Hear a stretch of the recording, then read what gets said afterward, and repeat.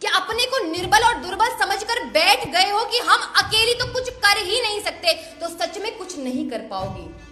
यदि हमने 1% भी ये विचार बनाया कि लड़ूंगी, जितना सामर्थ्य है उतना लड़ूंगी, तो हो सकता है कि 1 और 2% चांस बने भी जीतने के। एक छोटी सी कविता मुझे याद आती है कि गुड़िया जैसे शौक तुम्हारे गुड़िया सी बन जाती हो, कि गुड़िया जैसे शौक तुम्हारे गुड़िया सी बन जाती हो।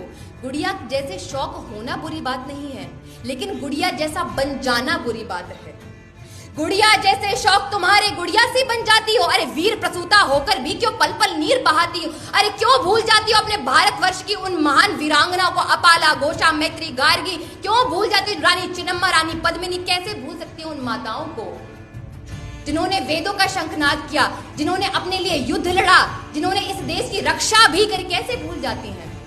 तो गुड़िया जैसे शौक तुम्हारे गुड़िया सी बन जाती हो। अरे वीर प्रसूता होकर भी क्यों पल पल नीर बहाती हो। अरे शक्ति स्वरूपा हो तुम तो जगदम्बा की अवतारी हो। क्या दुर्योधन क्या दुशासन, तुम स्वयं काल पर भारी हो। मत रोको तुम अभिलाषा को, मत रोको तुम अभिलाषा को, है श्रृंगारों पर रोक नहीं। श्रृंगार तो एक नारी का गहना होता है, उस पर रोक नहीं है। मत रोको तुम अभिलाषा को, है श्रृंगारों पर रोक नहीं। तुम कलिका हो इस उपवन की सुकोमलता पर टोक नहीं। मगर वर्जना क्यों करती हो ढालों से तलवारों से, मगर वर्जना क्यों करती हो ढालों से तलवारों से। एक बार बस लगन लगा लो मृत्यु नचाती धारों से।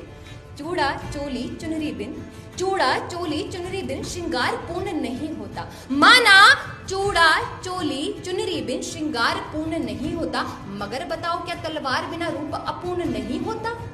रक्त बीज को रक्त रणचंडी का रक्तिम रूप दिखाएंगे, तब तुम खुद चीर बचा लो कृष्ण कहां तक आएंगे।